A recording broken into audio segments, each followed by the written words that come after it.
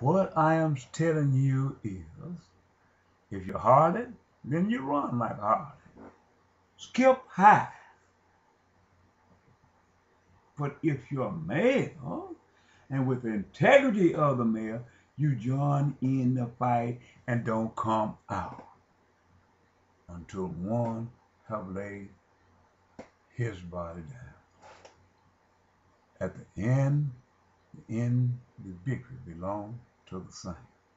It doesn't matter what kind of bomb this man made, it will not stand in the presence of the strength of God, because God has given you the victory. If the man take all this crude oil, don't buy nothing from was manufactured with the crude oil. Don't do it. They can take the crude oil, but they can't compel you to buy with your resources from the crude oil. You got to prepare for the Antichrist in case he give you the chip, because what he gonna do, give you the chip, so you can't buy nothing with money. You have to cater to the Antichrist.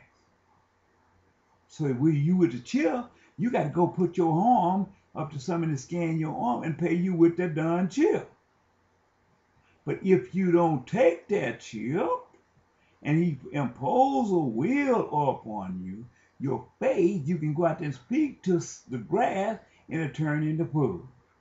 You can speak to the corn, even though it yield 3 ears, it will yield more than 3 ears and give you a refuge of food. So you cannot sit and live a life of a demonic spirit and expect God to shelter you. But if you live according to the way of God, your faith will see you through it all, because the same thing that man said on the shelf, you could be like Elijah, speak to the barrel in a deep field with food. You could be like Jesus Christ when he taken them fishes and 5 loaves of bread and fed the multitude. You could take the little you have and feed them, because your faith, you living by your faith. But if you go in there and you done fed your people with cocaine and all this, you can speak to anything you want and he ain't gonna give you no refuge or salvation, because you ain't gonna wait till the door closed and jump behind this one and jump behind that door and say, speak something. You ain't gonna do it. But your faith is going to take you through. So when you live by your faith, I don't care. You don't have to accept no chill. That man could be dying because of lack of food and lack of water, because he have taken his chip. And by your faith, you could go out there and speak to the water and it become water clear. You could speak to the rock like Moses did and you would have water. You could speak to a grain seed of wheat and it become a whole bear, because you're living by your faith. These things was demonstrated in prophecy for us to live by at this point in this time when that man come on with you. You can't give that man what you have gained by your faith. It can't be so. But it's for the children that God sent. God have a way of sheltering his own. I wouldn't tell you these things if I didn't know they were true. The just will live by his faith. God will answer the just before he would to unto. He will make the just eat that which is poison, and he will live.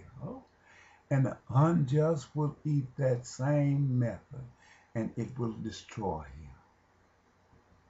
This is God's word. Your faith will take you through perilous times when there is no food and no water. You got to live by your faith. You got to turn away from the demonic mindset. You can't go and have a prerogative mind that provoked you to be a prostitute unto the things of the world, where that you set up a kingdom of jealousy. Because jealousy is the one that's going to destroy the rich man. He's going to bring him down to his knees, and at the end of the day, he will announce God is the Father and Jesus is the Son who was sent by the Father. We have to remember these things. We have to constantly be mindful of the snare traps, the pitfalls which Satan himself, which is the white man who was ordained to this world. In Genesis chapter 6, 1-5. He have been a war against us and a war against God. He is out of the Gentiles. He was caused by the angels bearing children unto the daughters of Cain.